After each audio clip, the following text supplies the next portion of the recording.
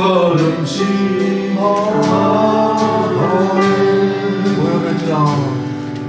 보혈을 지나 하나님 몸으로 보혈을 지나 거짓 몸으로 보혈을 지나 하나님 몸으로 한 걸음씩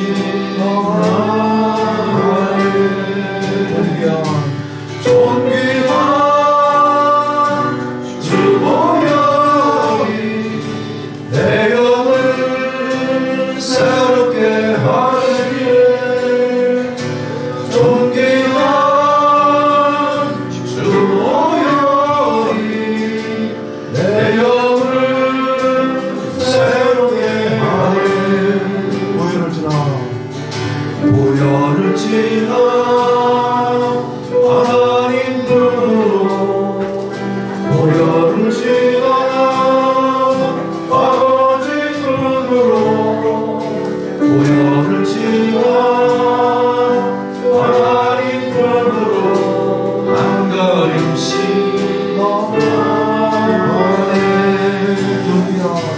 존귀한 주 보혈 내 영을 새롭게 하네.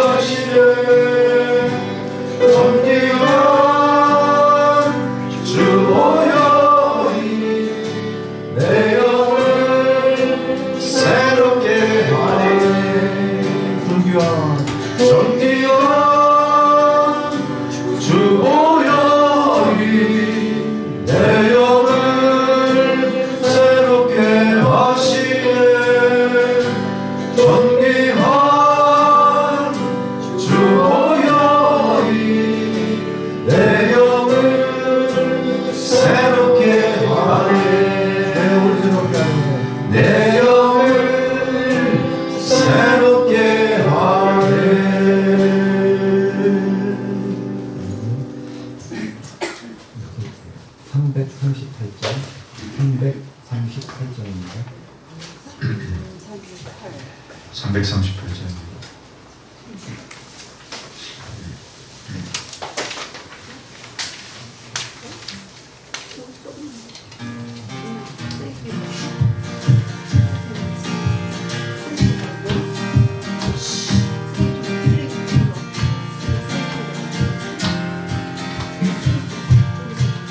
어두운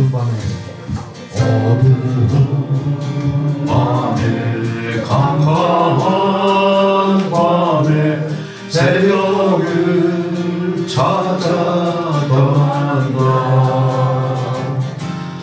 종이 울리고 아이 울어도 내 눈에는 오직 밤이었어. 우리 가정을 만난 그때는 차가운 새벽이었어. 주님 마음속에 여병이 있음을 나는 느낄 수가 있었어. 오 주여 당신께 감사하리라. 실로와 내게 주심을 나에게 영원한 사랑 속에서 떠나지 않게 하소서. 오 주여 당신께 감사하리라. 실로와 내게 주심을 나에게 영원한 사랑 속에서 떠나지 않게 하소서. 오 주여 당신께 감사하리.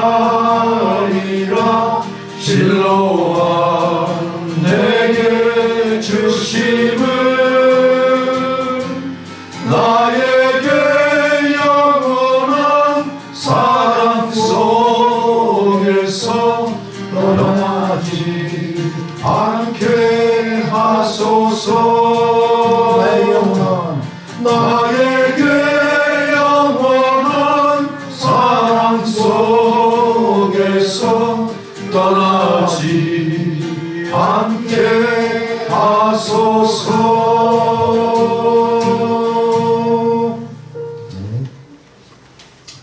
488장 488장입니다.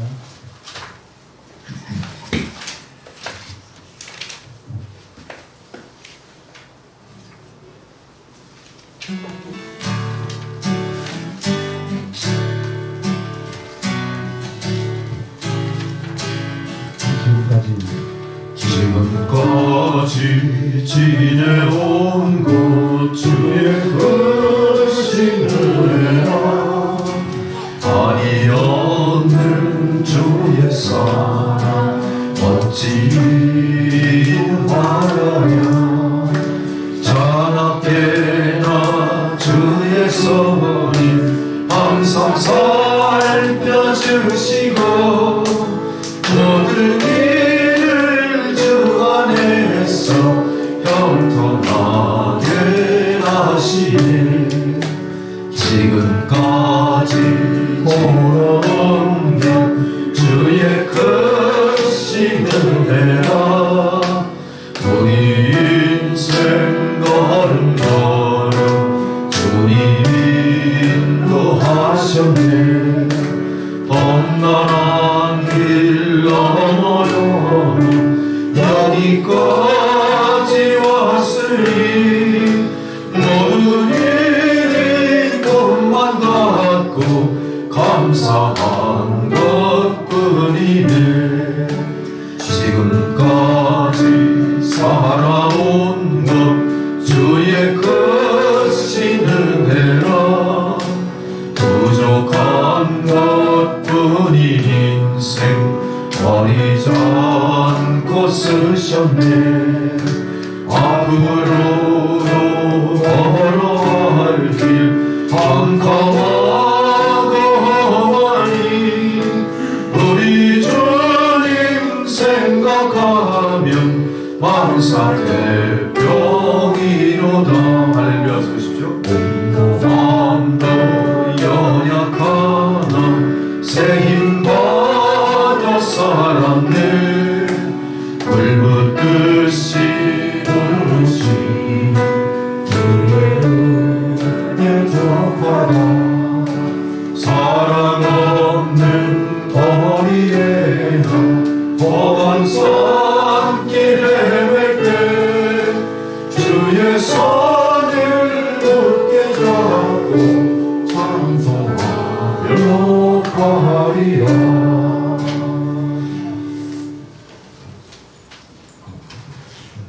592장 592장입니다. 592장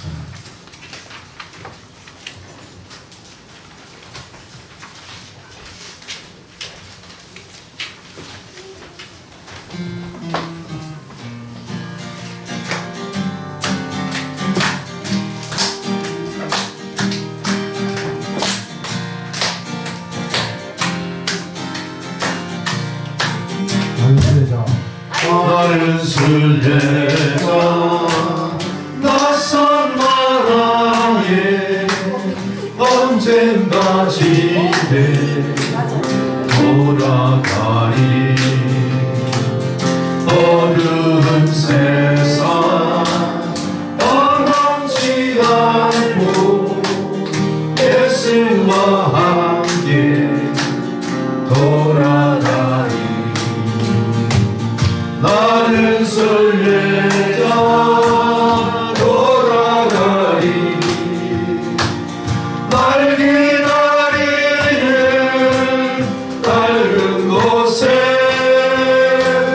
못 돌아가리. 기쁨의 나라 예수와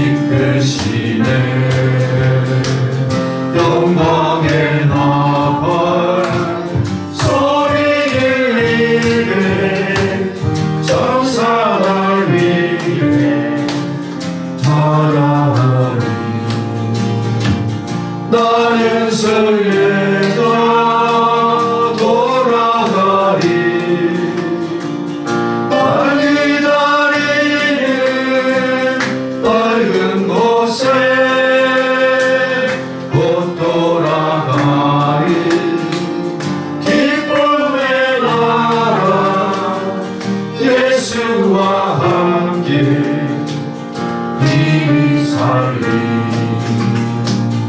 나는 순례자 피곤한 몸을 나를 바라네 누이시네 주 볼 때마다 영광 나타나 승리를 위해 찬양하리 나는 순례자 돌아가리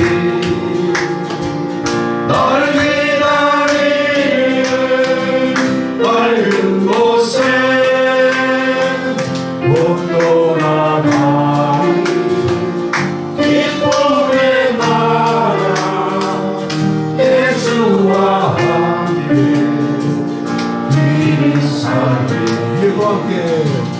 예수와 함께 힘이 살리.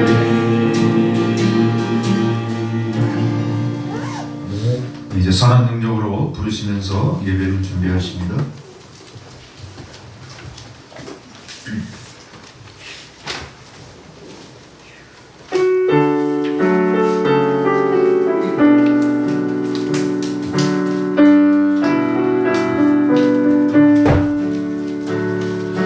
선하님을 고요히 감사하여 그 놀라운 평화를 누리며 나 그대들과 함께 걸어가네 나 그대들과 새날을 여네 그 선하님이 우리 감싸시니 믿음으로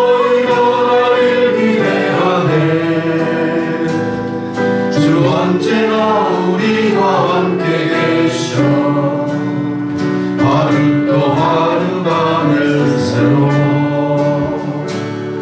지나간 어두운 날들이 무겁게 내려온 짐들러도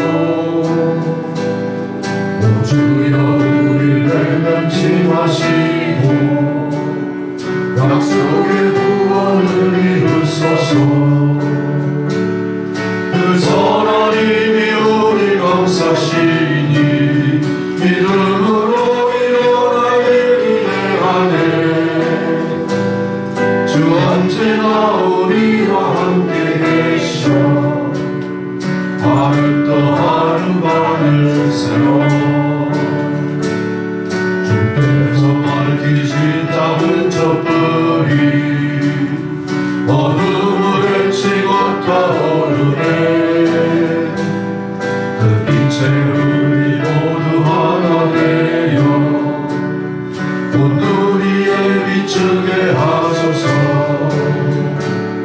그 선하님이 우리 감싸시니 믿음으로 일어나길 기대하네 주 언제나 우리와 함께 계셔 하루 또 하루간을 새로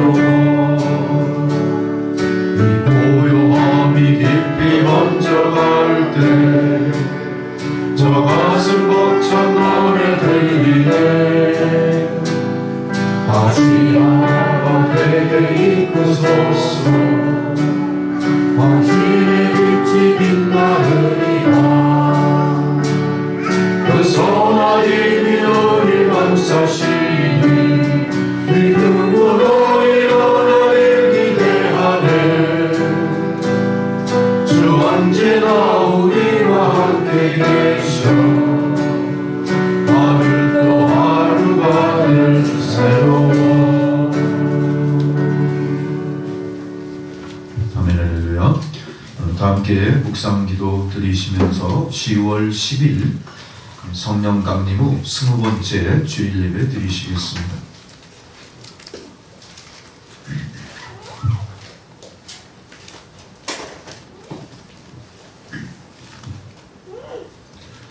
복 있는 사람은 악인들의 꾀를 따르지 아니하며 죄인들의 길에 서지 아니하며 오만한 자들의 자리에 앉지 아니하고 오직 여호와의 율법을 즐거워하여 그의 율법을 주야로 묵상하는도다. 그는 시냇가에 심은 나무가 철을 따라 열매를 맺으며 그 잎사귀가 마르지 아니함 같으니 그가 하는 모든 일이 다 형통하리로다. 악인들은 그렇지 아니하며 오직 바람에 나는 겨와 같도다. 그러므로 악인들은 심판을 견디지 못하며 죄인들이 의인들의 모임에 들지 못하리로다. 무릇 의인들의 길은 여호와께서 인정하시나 악인들의 길은 망하리로다. 아멘. 찬송가 39장 부르시겠습니다.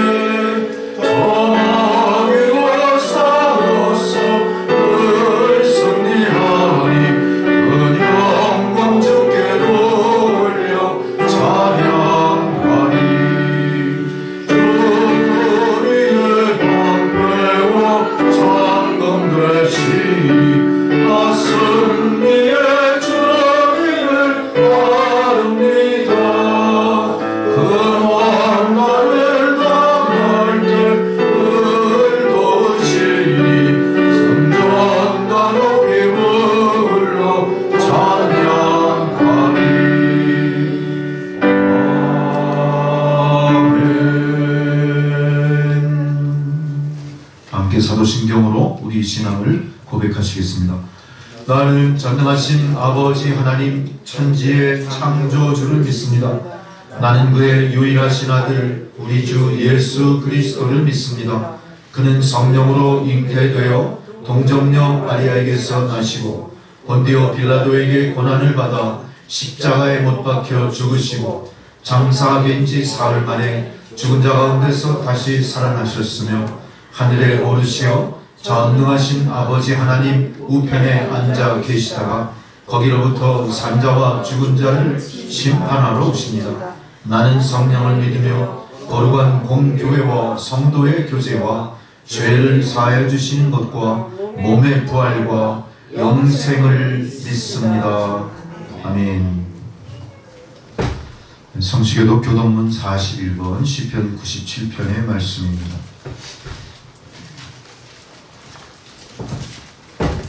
교동문 41번입니다. 여호와께서 다스리시나니 땅은 즐거워하며 허다한 섬은 기뻐할지어다.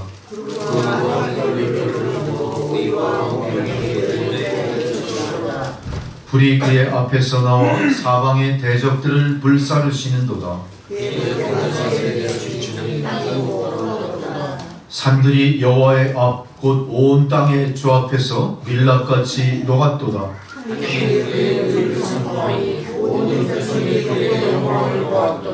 조각한 신상을 섬기며 허무한 것으로 자랑하는 자는 다 수치를 당할 것이라. 너희 신들아 여호와께 경배할지어다.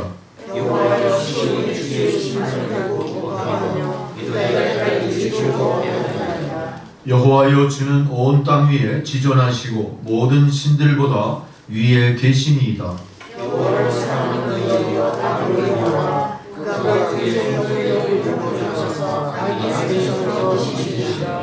의인을 위하여 빛을 뿌리고 마음이 정직한 자를 위하여 기쁨을 뿌리시는도다.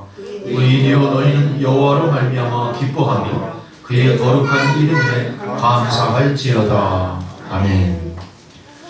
주기도문 찬양 다 함께 부르시겠습니다.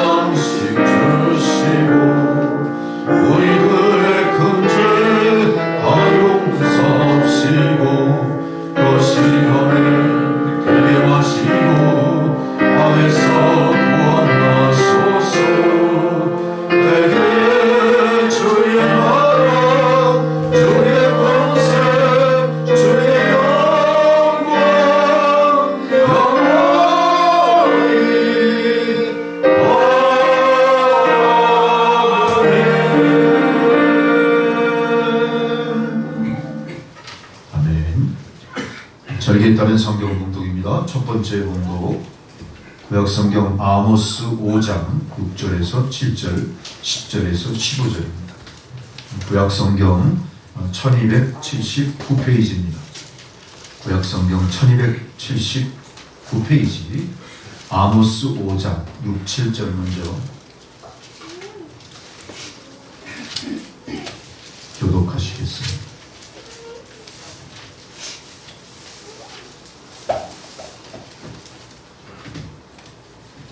너희는 여호와를 찾으라. 그리하면 살리라.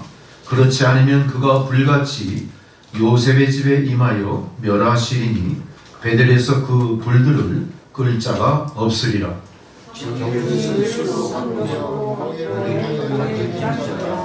두 번째 10절에서 15절입니다. 무리가 성문에서 책망하는 자를 미워하며 정직히 말하는 자를 싫어하는도다.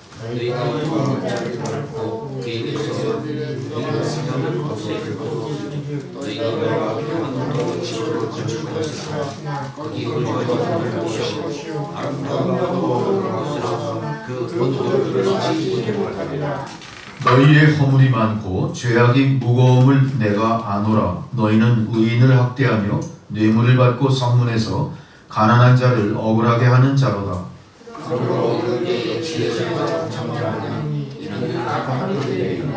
너희는 살려면 선을 구하고 악을 구하지 말지어다. 만군의 하나님 여호와께서 너희의 말과 같이 너희와 함께 하시리라. 너희는 악을 미워하고 선을 사랑하며 성문에서 정의를 세울지어다. 만군의 하나님 여호와께서 혹시 요셉의 남은 자를 불쌍히 여기시리라. 아멘. 사도서관입니다. 히브리서 4장 12절로 16절까지 말씀입니다. 신약성경 히브리서 4장, 신약성경 357페이지, 357페이지 히브리서 4장 12, 16절 교독하십니다. 하나님의 말씀은 살아있고 활력이 있어 좌우의 날선 어떤 검보다도 예리하여 혼과 영과 및 관절과 골수를 찔러 쪼개기까지 하며 또 마음의 생각과 뜻을 판단하나니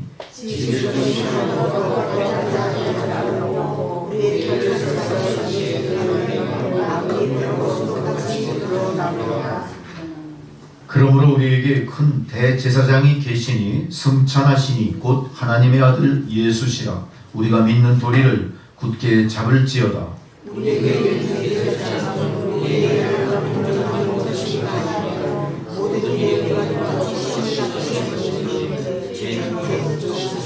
함께 있습니다. 그러므로 우리는 긍휼하심을 받고 때를 따라 돕는 은혜를 얻기 위하여 은혜의 보좌 앞에 담대히 나아갈 것입니다. 아멘. 할렐루야.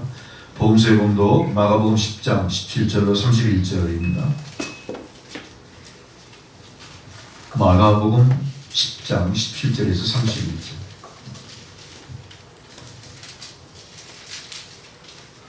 교독하시겠습니다. 예수께서 길에 나가실새 한 사람이 달려와서 꿇어 앉아 묻자오되 선한 선생님이여 내가 무엇을 하여야 영생을 얻으리이까?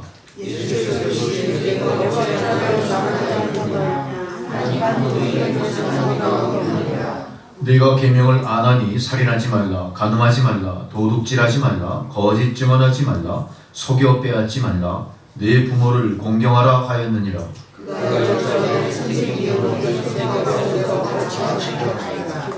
예수께서 그를 보시고 사랑하사 이르시되 네가 아직도 한 가지 부족한 것이 있으니 가서 네게 있는 것을 다 팔아 가난한 자들에게 주라.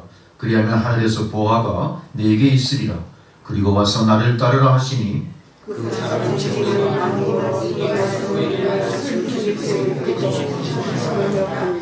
예수께서 둘러보시고 제자들에게 이르시되 재물이 있는 자는 하나님의 나라에 들어가기가 심히 어렵도다 하시니 제자들이 그 말씀을 들으라. 예수께서 다시 대답하여 이르시되 하나님의 나라에 들어가기가 얼마나 어려운지 낙타가 바늘기로 나가는 것이 부자가 하나님의 나라에 들어가는 것보다 쉬우니라 하시니 제자들이 그런 증거가 예수께서 그들을 보시며 이르시되 사람으로는 할 수 없으되 하나님으로서는 그렇지 아니하니 하나님으로서는 다 하실 수 있느니라.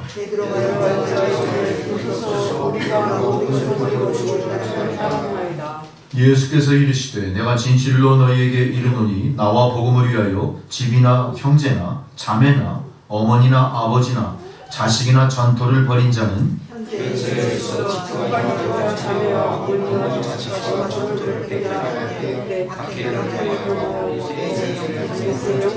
함께 있습니다.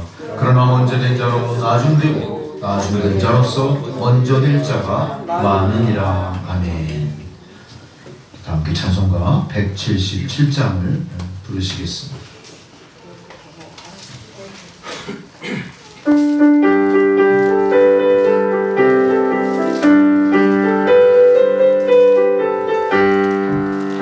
오랫동안 노래하던 천년왕국에 이를 때 주의 신풀 왕정을 얻으려 올라가겠네. 항상 깨어 기도하면서 준비합시다. 우리 주님 세상 다시 오시네. 우리 주님 세상 다시 오시네. 할렐루야 주님 다시 오시네. 악한 마귀 결박하고 세상 다스리시네. 할렐루야 주가 다시 오시네. 그때 모든 성도들의 기도 응답되리니 하나님을 모르니 천지간에 없으니 모든 질병 근심 고통 눈물 없게 하시며 우리 주님 세상 다시 오시네. 우리 주님 세상 다시 오시네. 할렐루야 주님 다시 오시네. 악한 마귀 결박하고 세상 다스리시며 할렐루야 주가 다시 오시네. 주의 구속함을 얻는 천만 성도 일제히 거룩한 산시원 성의 기쁨으로 모이니 박경함과 인애로서 세상 다스리시며 우리 주님 세상 다시 오시네. 우리 주님 세상 다시 오시네. 할렐루야 주님 다시 오시네. 악한 마귀 얇아가고 세상 다스리시네. 할렐루야 주가 다시 오시네. 우리 주의 평화로운 천년왕국에 이를 때 그곳에는 죄와 어떤 상황 없어지겠네. 천만 성도 간절하게 주를 고백하도다. 우리 주님 세상 다시 오시네. 우리 주님 세상 다시 오시네. 할렐루야 주님 다시 오시네. 악한 마귀 결박하고 세상 다스리시네. 할렐루야 주님 다시 오시네.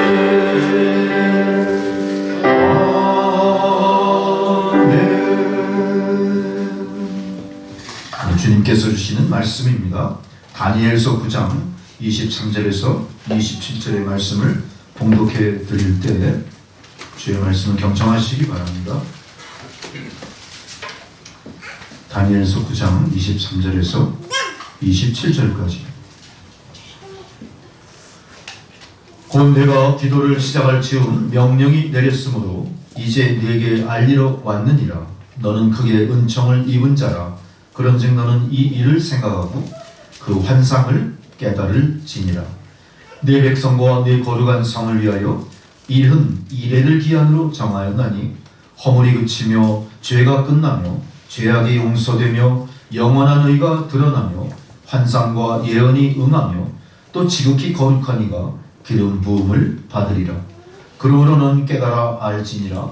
예루살렘을 중건하라는 영이 날 때부터 기름 부음을 받은 자 곧 왕이 일어나기까지 7 이레와 62 이레가 지날 것이요 그 곤란한 동안에 성이 중건되어 광장과 거리가 세워질 것이며 62 이레 후에 기름 부음을 받은 자가 끊어져 없어질 것이며 장차 한 왕의 백성이 와서 그 성과 성소를 무너뜨리려니와 그의 마지막은 홍수에 휩쓸림 같을 것이며 또 끝까지 전쟁이 있으리니 황폐할 것이 작정되었느니라.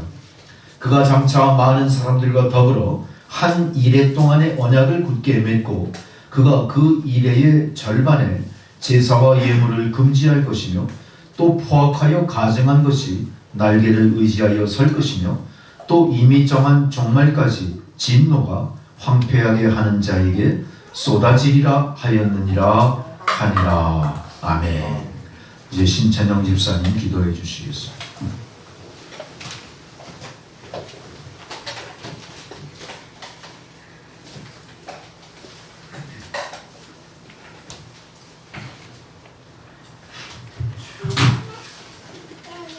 기도하겠습니다. 온 천지 만물을 창조하시고 우리의 삶을 주관하시는 하나님 아버지, 언제나 주님의 얼굴을 우리들의 삶 속에 비춰주셔서 한없는 은혜와 공유를 내려주심에 감사합니다. 무더운 여름을 주님의 돌보심 속에 잘 지내게 하시고 결실의 계절을 맞이하면서 살아계신 하나님을 예배하게 하시니 감사드립니다.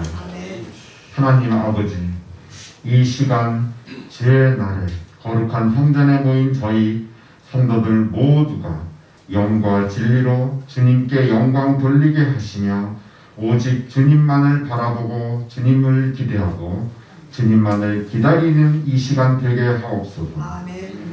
여기 모인 성도들의 심령을 성령으로 충만케 하시며 이 성전과 각 가정에서 예배하는 성도들이 예수 그리스도의 이름으로 하나가 되게 하셔서 온 교회가 하나님의 은혜의 보좌 앞으로 담대히 나아가는 귀한 시간이 되게 하옵소서. 하나님 아버지, 지난 한 주간 주님께서 허락하신 소중한 일상을 애쓰고 수고하면서 지냈던 성도들의 삶을 주님의 손길로 위로하여 주옵소서. 긍휼을 베푸시는 주님, 하나님 앞에서 온전한 모습으로 서지 못하고 죄악으로 일삼았던 저희들의 모습을 주님께 회개하고 나아가니 예수 그리스도의 보혈로 깨끗게 하시고 용서하여 주시옵소서. 부족한 저희들 주께서 인도하시어 오직 예수 그리스도의 이름으로 살아가므로 승리를 경험하는 저희들 되게 하옵소서. 아직도 코로나19로 인해 세상이 혼란한 하루하루를 지내고 있습니다. 하나님 아버지, 참 믿음을 지키면서 살기 어려운 이때에 저희들의 믿음을 주님께서 붙들어 주시기를 간절히 원합니다.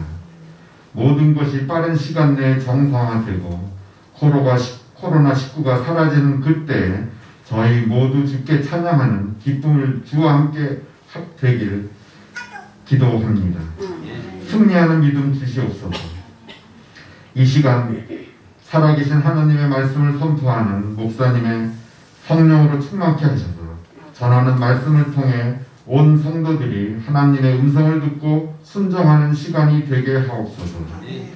거룩한 주일 이렇게 저희를 불러주신 주님, 저희가 마음과 몸을 다해 주님께 예배를 드리오니 이 예배를 처음부터 끝까지 주관하셔 주시고 성령께서 이 가운데 임재하셔 주셔서 넘치는 은혜와 축복으로 우리의 심령을 기쁨으로 충만케 하여 주시옵소서. 다음 주일에도 넘치는 사랑으로 우리 다시 모이기를 기도하며 저희를 구원하신 예수 그리스도 이름으로 기도합니다. 아멘.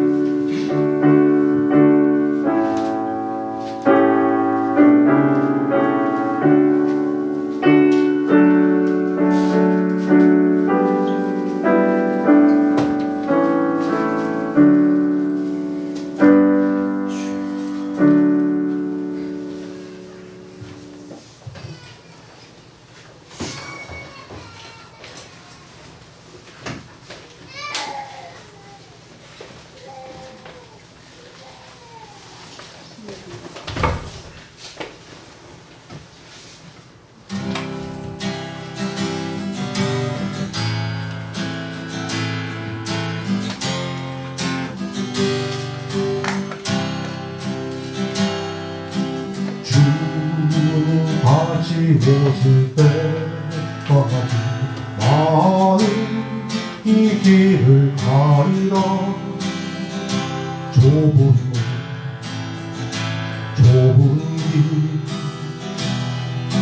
나의 십자가 기도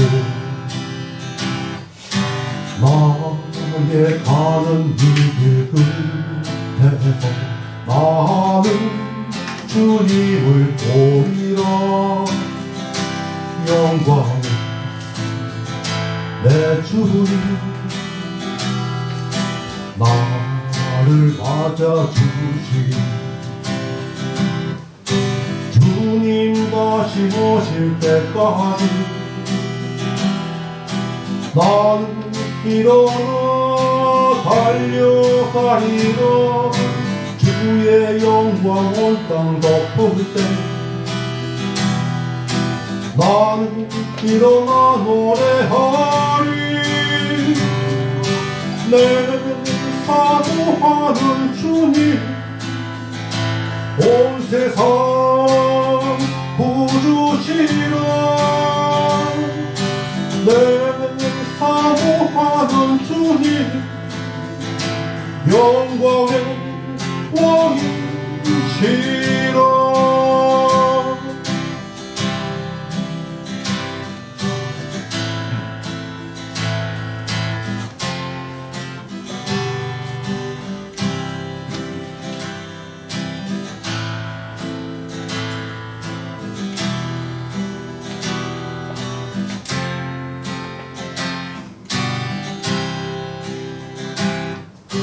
주님 다시 오실 때까지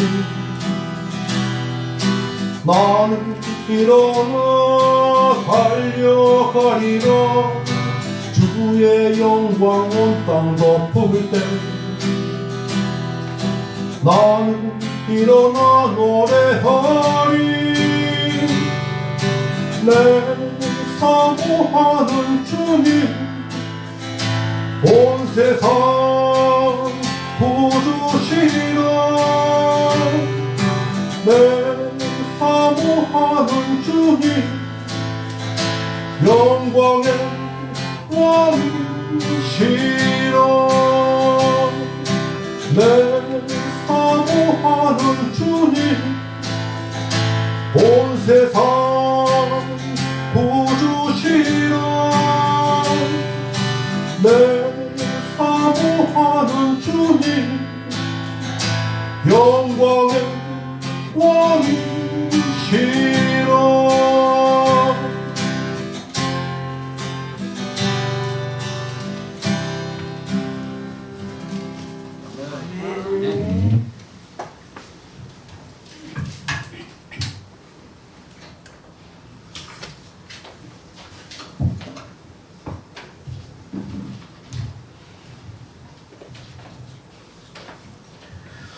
오늘 선포될 말씀의 주제가 종말에 관한 건데요.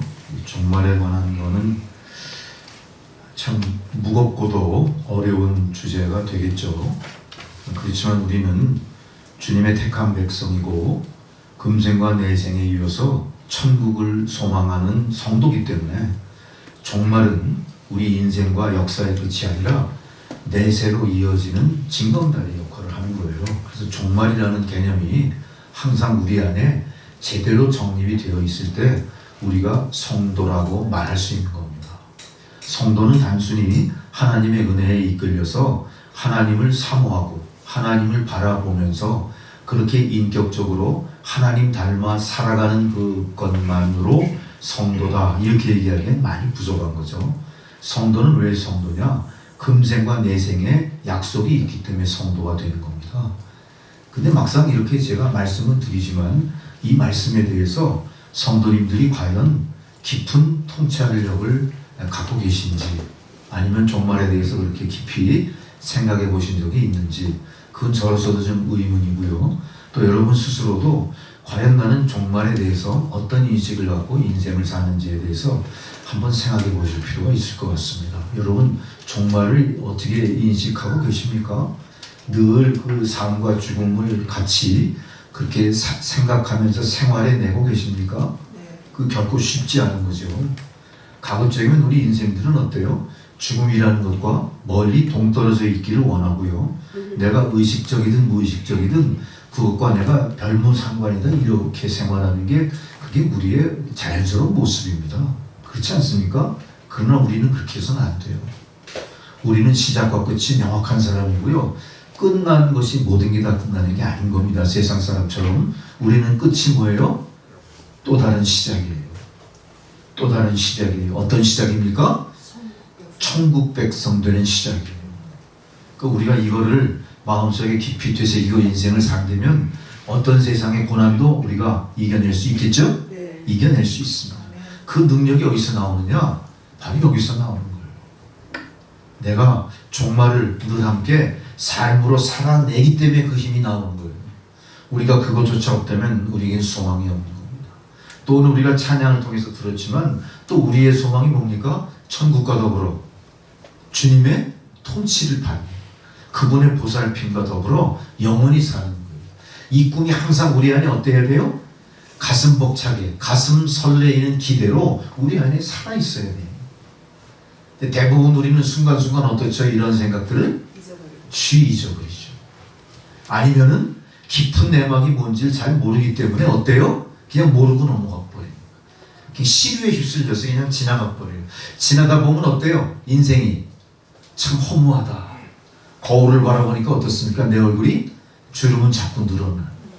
이빨은 자꾸 빠져. 합주기가 되고. 피부는 거칠해지고. 뭐 소망이 없어. 그러니까 그렇게 거울에 보이는 내 모습에 내가 현혹돼서 살면 어떻게 돼요? 종말과 영생과 약속이라는 것들이 어때요? 나와 동떨어져 무관해져 버려요. 그렇게 하면 안 됐어요. 정신 바짝 차리셔야 돼요. 특별히 요즘같이 세상이 뒤숭숭할 때마다 어때요? 우리는 더 이런 일에 깊이 창념하셔야 돼요. 내가 성도로서 과연 이 난세를 어떻게 극복할 것인가에 대해서 마음을 가다듬으셔야 돼요. 그래서 더 많이 어떻게 하셔야 되겠습니까? 더 많이 기도하고 더 많이 성경을 연구하고 말씀을 통해서 내가 어떻게든 길을 찾으려고 우리가 애를 쓰셔야 돼요. 근데 세상은 우리 가만두지 않죠? 계속 어떻게 합니까? 계속 방해하는 거예요. 잡음이 그렇게 많죠, 세상에. 고통이 그렇게 많아요. 자, 그런 모든 상황을 성경이 오늘 어떻게 해석해 내리고 있습니다. 그 어떻게 해석을 하는가를 우리가 깨닫고 우리가 뭘 대비해야 돼요? 앞으로 임박한 종말과 하나님의 심판과 천국 백성으로서의 약속의 성취를 우리가 오늘 준비하셔야 돼요.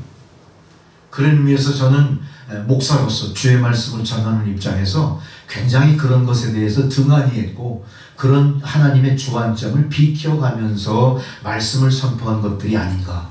그러니까 나는 어쩌면은 잘못된 스피커거나 거짓 주의 종이 아니었나 이런 자책감도 지금 들고 지금 회개하는 마음으로 이 자리에 서게 됩니다.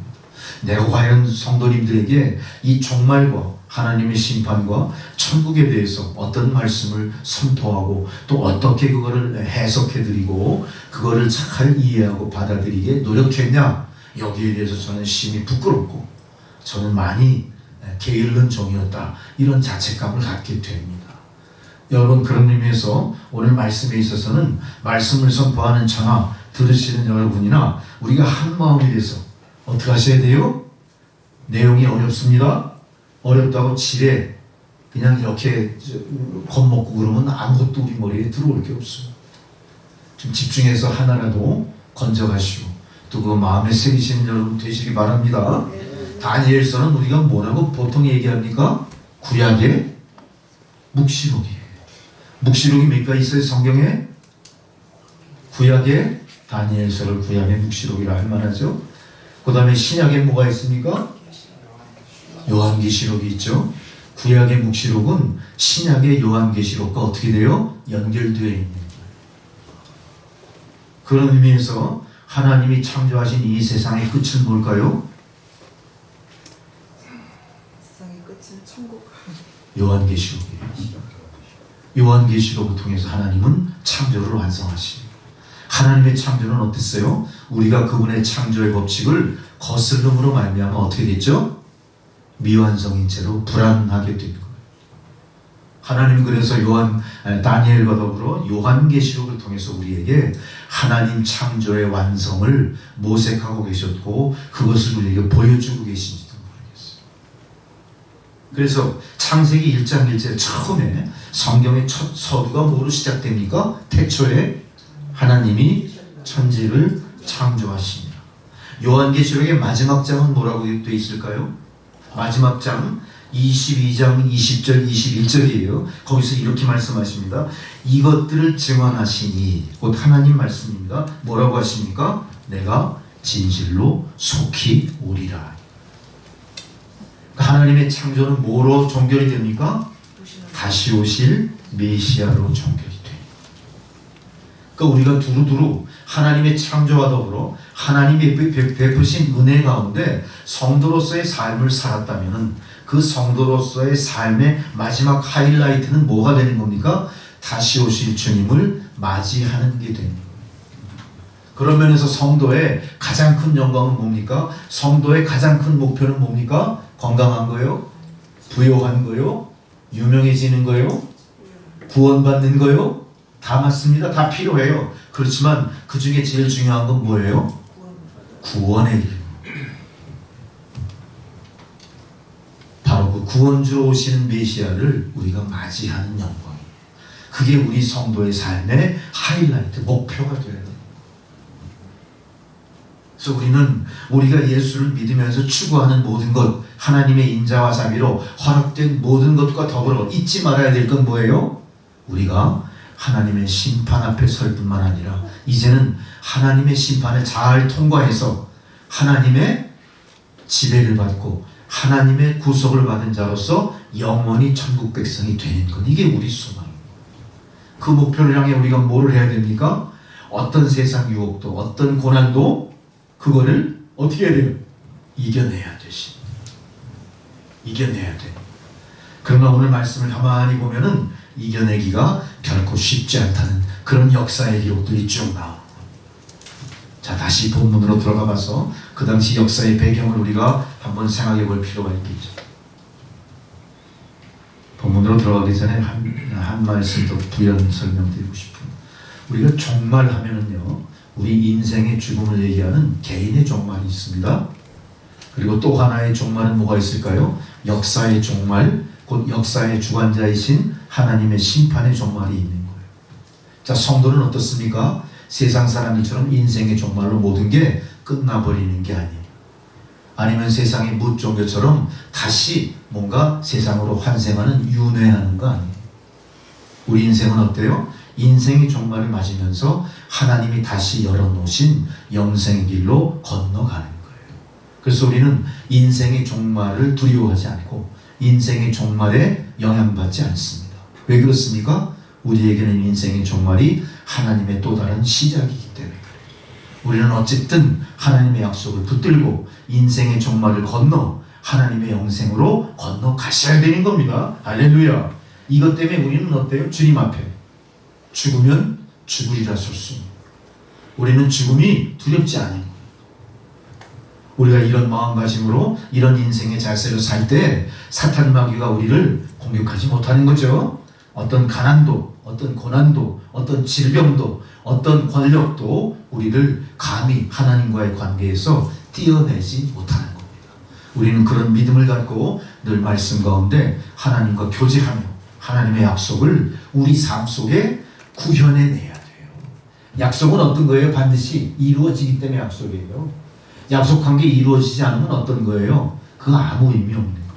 약속은 반드시 이루어진다예요. 이루어진다. 왜? 우리의 약속의 상대방이 인간이 아니라 하나님이시기 때문에 그래요. 근데 가급적 그 약속이 언제 이루어지면 좋을까요? 나의 금생에서 이루어지도록 하는 거예요. 나의 생애 가운데 그게 이루어지도록 하는 거예요. 그거 다 뜬구름 잡히시고 그렇게 하면 우리 믿음이 자라진 않는 겁니다. 부디 여러분들은 하나님 말씀을 붙잡고 하나님이 약속하신 것을 여러분의 실존, 나의 삶 가운데 내 생애 속에서 이루어내시는 여러분 되시기 바랍니다. 그러기 위해서 어떻게 하셔야 돼요? 우리가 세상 일에 악착 같은 것처럼 우리가 믿음에 있어서도 어때요? 악착 같은 필요가 있어요. 믿음에 있어서도요, 믿음의 선한 싸움을 꾸준히 싸워 나가셔야 돼요. 하나님 앞에도 어떻게 해요? 하나님 주시고자 약속하신 거 반드시 주셔야 되지 않습니까? 어떻게 하셔야 돼요? 밤낮으로 매달려야 돼요. 하나님 주세요. 하나님 주세요. 열어주세요. 채워주세요. 이끌어주세요. 보내주세요. 자꾸 우리가 하나님께 요청할 때 어떻게 될까요? 우리 삶이 하나님이 원하시는 대로 열리기 시작하는 거예요. 우리 포기하시면 안 돼요. 그런 걸 포기하는 이유가 다 뭐냐? 우리가 죽음에 대해서 공포를 갖고 하나님의 약속을 등한히 하고 하나님의 약속을 우리 뼈골에 새기지 않았기 때문에 우리의 사고방식, 나의 자아, 나의 이념, 나의 모든 이상이 하나님 중심으로 바뀔 때 우리는 세상을 이겨낼 수 있는 거예요. 가난, 질병, 고난, 외로움, 모든 그 세상의 공포를 딛고 일어설 수가 있는 거예요. 자, 이스라엘 백성의 당시 역사로 돌아가 볼까요? 솔로몬 왕의 부귀영화가 이제 솔로몬이 죽음으로 말미암아 그냥 세상의 한낱 뜬구름처럼 사라져 버렸어요. 그러면서 이스라엘이 어떻게 됩니까? 남북으로 분단돼요. 우리나라 분단된 것처럼 북이스라엘, 남유다로 갈라서게 됩니다. 근데 북이스라엘은 어떻게 돼요? 건국한 지 240년 만에 240년 결코 역사로 봤을 때 길지 않죠? 240년 만에 주변 강대국 아수르 제국에 의해서 완전히 멸망을 당합니다. 그리고 그 북이스라엘이 멸망당하고 130년이 흐른 후에 결국 남유다도 어떻게 됩니까? 130년 후에 강대국 바벨론에게 점령돼 버려요. 그러니까 솔로몬 왕의 영화가 사라지고 이스라엘이 어떻게 된 겁니까? 다 지구상에서 멸망당하게 된 그런 지경에 이른 겁니다. 바로 예루살렘이 바벨론 군대에게 완전히 함락되면서 이 바벨론 군사들이 어떻게 하냐면요, 예루살렘에 남아있던 남유다 사람 중에 머리 좋은 사람들, 젊고 장래가 촉망되는 사람들, 가문이 좋아서 혈통이 뛰어난 사람들 있죠. 귀족들, 학자들의 자손들, 지금으로 얘기하면 과학자들쯤 되겠죠. 과학자, 정치인, 이렇게 뭔가 이 나라를 앞장서 이끌어갈 지도급 되는 사람들, 그들의 자손, 그리고 이 나라의 장래의 희망인 젊은이들 다 어떻게 해요? 몽창 다 잡아가고. 이 바벨론이 어떤 나라죠? 되게 아주 생각이 많은 나라예요. 이 나라. 이 하나님의 선민이라는 이 민족의 씨를 말리기 위해서는 어떻게 해야 되냐? 젊은이들까지 싹 다 잡아가서 그들의 정신을 어떻게 만들어야 돼요? 바벨론화 시켜야 돼요. 마치 일제 36년 동안 일본 제국주의가 우리는 어떻게 했어요? 창씨개명까지 하면서 우리의 모든 사고방식과 뇌의 구조를 일본 사람으로 완전히 바꿔버리려고 했잖아요. 그런 식으로 바벨론이 지금 이스라엘을 침략을 한 겁니다. 바로 그 중에 선지자 다니엘이라는 청년이 그 가운데 있었어요. 다니엘은 나라가 그 꼴이 된 그 상황에서 굉장히 마음속에 고민이 많습니다. 하나님은 분명히 이 백성들을 선민이라고 선택하여 주셨고 엄청난 축복을 내리시며 여기까지 지켜주셨는데 왜 갑자기 멸망이라고 하는 전대미문의 사건 속에 이제 이 나라가 풍전등화가 됐을까? 이게 하나님의 뜻일까? 고민을 엄청나게 했습니다. 그러면서 이 다니엘이 뭘 읽느냐? 그 당시에 이 기록도 있었던 구약 성경을 봅니다. 바로 예레미야서를 읽어요. 예레미야서를 읽으면서 하나님이 이래서 이 백성을 멸망시킬 수밖에 없었구나, 이거를 깨닫게 됩니다. 다니엘은 그걸 깨달으면서 어떻게 해요? 하나님, 이 백성이 여기서 끝일까요? 하나님, 이 백성을 선민으로 선택하셨다면 여기서 끝이 아닐 줄 믿습니다. 당신의 뜻이 무엇인지 나에게 좀 알려주십시오. 다니엘이 어떻게 했을까요? 밤낮으로 하나님께 매달려 이 나라의 장래를 의탁하는 것. 하나님, 말씀해 주세요. 이게 다 끝입니까? 너무나 허무합니다. 다니엘서는 그렇게 기록이 되면서 다니엘서는 세계 역사의 마지막 열국의 멸망을 계시하는 하나님의 말씀의 기록으로 남겨지게 되고, 다니엘서 전체의 기록은 한 나라의 시작과 끝이 아니라 뭐예요? 앞으로 있을 멸망, 모든 세상의 끝, 종말의 세상에 열국이 당하게 될 모든 상황을 미리 우리에게 뭐한 거죠? 묵시로 전한. 묵시가 예언이라는 소리죠. 예언으로 전해내주죠.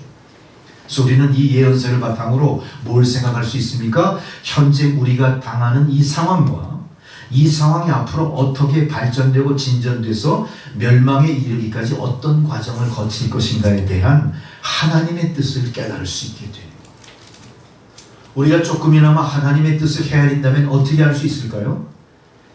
온 세상이 하나님 심판을 받기 전에 당하는 고난에서 우리가 스스로의 신앙을 지켜나갈 수 있을 것이며, 또 하나는 세상이 끊임없이 풀무불 타는 그런 고통으로 우리를 달달달달 볶을 때 우리가 어떻게 돼요? 신앙을 저버리지 않고 끝까지 어떻게 하죠? 붙들고 하나님 앞에 설 수 있는. 여러분, 종말의 세상 사탄 마귀의 달달 볶는 고통이 있을 때 우리 어떻게 될까요? 대부분의 사람들이 어떻게 하죠? 거의 3분의 2의 사람들이 하나님을 배신합니다. 하나님을 배신하고 공중권세 잡은 사탄의 사탕 발림에 속아서 자기 믿음의 지조를 팔아버려요. 배신하는 겁니다. 그런 사건 중에 하나가 뭐가 있죠? 기억나는 게 뭐가 있습니까? 가장 큰 사건 뭐죠? 기억 안 나세요? 유대인들이 성육신에서 세상에 오신 우리의 구속주 예수를 어떻게 합니까? 그 30청년을 십자가에 억울하게 못 박아 죽여버리잖아요. 지금 우리는 그런 공중권세 잡은 사탄과의 끊임없는 영적인 전쟁에 가장 깊숙한 곳에 지금 와 있으면서 예수를 십자가에 죽이는 사건을 경험하게 돼요. 아직도 하나님의 환난은 끝나지 않은 채 계속하여 인류의 역사를 하나님이 원하시는 것과 전혀 다른 모습으로 지금 허락하고 계시는 겁니다. 하나님만이 간섭 시작하면 어떻게 되죠? 그때 모든 것은 끝나는 거예요. 아마 우리가 당할 모든 고난, 이 세상의 종말까지는 어떤 말미가 있을 것이다. 말미, 시간이 있을 것이다. 그런 얘기. 말미라는 게 뭡니까? 대단원의 어느 부분이에요. 대단원의 끝이 나는 어느 부분이 남아있을 것이다. 우리가 그 부분을 잘 깊이 통찰하면서 거기에 대비하자. 이게 다니엘서를 통해 우리가 얻을 수 있는 교훈일 줄로 믿습니다. 자, 드디어 다니엘은 그 하나님의 고난 주심의 의미를 예레미야서를 읽고 깨닫게 되면서 다니엘서 9장에 이렇게 얘기해요. 나 다니엘이 이렇게 고백합니다. 나 다니엘이 예레미야서를 통해서 하나님의 말씀을 예레미야에게 알려주신 그 연수를 내가 깨달았습니다. 자, 뭘 깨달아요? 예레미야서에 보니까 하나님이 나에게 깨닫게 하신 그 연수가 뭐죠? 바벨론의 포로돼서 앞으로 이 백성이 몇 년을 고통당해야 될지 그 연수를 깨달았더니 이렇게 얘기해요. 곧 예루살렘의 황폐함이 70년 만에 그칠 것이다. 이런 예언이 예레미야서에 있다는 걸 알았어요. 이 말씀에 다니엘은 예레미야서를 읽고 예레미야서 25장에서 바로 이래서 우리가 70년 포로 생활을 해야 되는 것이구나. 이걸 깨달았습니다. 자, 예레미야가 앞으로 이 민족이 당할 고난이 70년이라는 걸 알았다는 건 어떤 유익이 있을까요? 죽어나 사나 70년을 버텨낼 수 있잖아요. 자, 우리가 아주 고난에 빠졌어요. 근데 그 고난이 2년 남았다면 어때요? 2년 버틸 수 있어요. 근데 이틀 뒤에 끝날 고난인데 이틀 뒤에 끝날 걸 우리가 모르면 어떤 일 벌어졌죠? 이틀도 못 버티고 포기해버려요. 딴 데로 가든가 주저앉든가 어떻게 해요? 자기 스스로 말이 안 되는 일이 벌어져요. 그러니 이 예레미야서를 읽고 다니엘이 깨달은 70년의 고난기간인 건 뭘 의미하죠? 하나님의 사랑과 하나님의 고난 주심이 곧 이스라엘 회복이구나. 이 70년 동안 우리는 고난당하는 것이 아니라 70년 동안 회복할 수 있겠구나 하는 소망이 되는 거예요. 여러분 생각해 보십시오. 이 놀라운 이 약속이 어디에서 나왔죠? 말씀을 통해 나온 거고요. 말씀을 통해 예레미야를 통해 깨닫게 하신 거예요. 다니엘의 오늘 이 각성은 이스라엘 백성들을 살리는 각성이 된 겁니다. 여러분도 말씀을 통해 각성하시고 깨닫게 되신다면 여러분의 각성이 여러분의 자식을 살립니다. 여러분의 가정을 살립니다. 여러분의 공동체를 세웁니다. 여러분이 섬기는 나라, 섬기는 성도를 세우고 교회를 세우게 됩니다. 여러분, 우리 안에 있는 모든 고난은 다 뭐예요? 의미 있는 고난이라 여기시기 바랍니다. 아무 의미 없이 당하는 고난이 아닌 거예요. 대신 필요한 게 뭐죠? 고난을 인내해내는 믿음이 필요한 것이고, 고난은 어떤 거에 비례해요? 나의 믿음과 하나님의 의도하신 바에 따라 서로 달라지는 거예요. 그럼 여러분, 고난 없음을 기뻐할 게 아니라 고난이 있음에도 불구하고 고난을 통해 나를 정금처럼 사용하실 하나님께 오히려 어떻게 하셔야 됩니까? 감사하셔야 됩니다. 고난이 내게 유익이라 감사하십시오. 건강이 나에게 떠나면 또 감사하십시오. 건강을 다시 되찾는 과정을 통해서 하나님의 은혜를 깨닫는 겁니다. 그런 과정을 통해서 나와 같이 고통당하는 사람에게 소망을 주게 되는 겁니다. 그런 과정을 통해서 내가 질병에 대비하게 되는 겁니다. 그런 과정을 통해서 섭생하고 절제하고 나의 삶의 올바른 스탠다드, 표준을 되찾게 되는 겁니다. 그게 하나님이 의도하신 거예요. 마찬가지로 이 나라에도 앞으로 70년 포로 생활, 그 원인을 깨닫게 한 다니엘을 통해서 이 70년 포로 생활은 회복의 70년이 될 줄로 믿습니다. 유다가 바벨론에 점령되고 포로에 끌려가게 된 원인을 하나님의 말씀을 거역하고 이방신을 섬기는 우상 숭배로 비롯됐다는 사실이 다시 느헤미야 13장에 기록이 돼요.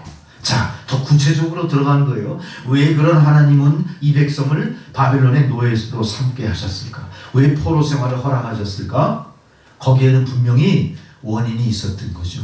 원인 없는 결과가 없습니다. 하나님 무조건 그렇게 고난 주시는 게 아니에요. 그 원인은 어디서 발견된 거죠? 느헤미야서 13장에 보니까 바로 이스라엘 백성들이 자초한 거예요. 뭘 자초했을까요? 느헤미야서 13장 17절에 안식일을 범하였기 때문에 예루살렘이 멸망했다. 가장 구체적인 증거가 뭐라고요? 하나님의 택함받은 백성임에도 불구하고 안식일을 범하였다. 느헤미야 13장 17절에 안식일을 범하였다. 자, 안식일을 범했다는 얘기는 뭡니까? 안식일을 범한 것은 우상 숭배와 똑같은 겁니다. 하나님은 우상 숭배를 어떻게 금하시죠? 십계명에서 금하시는 거예요. 하나님이 제일 싫어하시는 게 뭐죠? 우상 숭배예요. 하나님은 이스라엘 백성이, 특별히 택함받은 백성이 우상 숭배를 하니까 어떻게 해요? 아이고, 그걸 재롱처럼 보고 넘어가요? 씩 웃고 넘어가셨을까요? 엉덩이 한번 툭 때리고 건너가셨을까요? 정신 똑바로 차리게 하지 않으면 어때요? 하나님의 선택이 세상 사람들로부터 웃음거리 되는 겁니다. 천지를 지으신 창조주 하나님의 권능이 어떻게 되는 거죠? 물거품처럼 사라지는 거예요. 이런 일을 할 수 있습니까? 이런 일을 참으실 수 있겠어요? 이런 일을 우리가 하나님 앞에 감히 상상이라도 할 수 있겠습니까? 정말로 하나님이 진노할 수밖에 없는 일을 저질렀다, 이스라엘 백성들이. 오늘날 성도들이 말씀을 거역하고 거룩한 주의 성회를 지키지 않고, 이건 우상 숭배와 똑같다는 사실을 우리가 다시 한번 깊이 생각하셔야 됩니다. 마치 주의를 범하는 것이 바로 오늘 바벨론 포로 생활에 사로잡힌 이스라엘 백성과 똑같다는 이야기예요. 이 놀랍지 않습니까? 얼마나 이것이 무거운 범죄인가에 대해서 오늘 우리에게 각성을 촉구하시는 거예요. 우리가 그냥 주의를 한번 범한 것 정도쯤이야 이렇게 생각하시면 안 된다는 겁니다. 우리가 주의 백성들로서 어때요? 주의를 지킨다는 것은 하나님과의 약속된 백성으로서의 증표가 되는 겁니다. 우리가 내 멋대로 아무것도 아닌 것처럼 여기다 보면 난 스스로 나의 우상을 따로 갖고 있기 때문에 그렇기 때문에. 내가 주의를 범하는 것은 내 스스로가 우상이 된 겁니다. 물질의 포로가 된 겁니다. 세상의 포로가 된 겁니다. 세상 연락에 빠져 포로가 된 겁니다. 환경의 포로가 된 거예요. 가족들에게 포로가 된 겁니다. 자녀들에게 포로가 된 겁니다. 내 사업의 포로가 된 겁니다. 사업보다 중요한 게 뭐예요? 하나님과의 약속. 자녀와 가족보다 중요한 게 뭐예요? 하나님과의 약속입니다. 내가 먹고 살고 생존하는 게 누구로부터 비롯됐는데 하나님이 조성해서 허락해 주신 겁니다. 그분이 원하는 것이라면 어떻게 해야 됩니까? 이 몸이 죽고지고 100번 고쳐주고 100골이 되고 분토가 돼도 지켜내야 되는 믿음이 나에게 있을 때 하나님은 나를 향해 기뻐하십니다. 홑시바와 뷸라의 축복을 내려주실 줄 믿습니다. 여러분, 포로는 소망이 없는 겁니다. 포로는 살고 죽는 생사 여탈권까지 다 포기하는 거예요. 내 생명 포기하는 게 포로예요. 금수처럼 내가 살게 되는 거예요. 우리가 이렇게 된다면 아무리 예수를 잘 믿어도 기쁨이 있겠습니까? 아무리 나의 삶이 풍요로움에 빠져 있다고 기쁨이 있겠습니까? 모든 것이 다 덧없어져. 모든 것이 다 의미가 없는 거예요. 왜? 천국의 소망도 함께 사라져 버릴 것이. 내가 지금 현재 누리고 있는 명예, 누리고 있는 안락한 삶, 누리고 있는 스스로 행복하다 하는 모든 것들이 가치는 어때요? 끊임없이 변화될 뿐만 아니라 그것이 영원히 나를 지켜주지 못할 겁니다. 착각하지 마세요.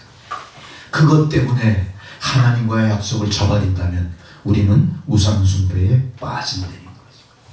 오늘 다니엘은 포로의 원인을 깨닫게 되고 이 포로의 원인을 깨닫게 하신 하나님의 뜻을 따라 다니엘이 어떻게 합니까? 바로 이스라엘 백성들 앞에 나가 정신들 똑바로 차려, 하나님이 이렇게 말씀하셔서 이렇게 선포하나요? 방법이 없죠. 다니엘이 어떻게 했을까요? 자기가 먼저 금식하고 자기가 먼저 죄를 회개합니다. 다니엘은 장래가 촉망되는 그런 청년이에요. 다니엘은 예레미야서도 있고 느헤미야서도 읽으면서 하나님의 계시에 대해서 마음과 생각을 집중하던 사람이었습니다. 이 사람이 결단 내린 건 뭐예요? 하나님, 제가 잘못했습니다. 자기부터 회개하고 금식하면서 하나님 앞으로 나아가.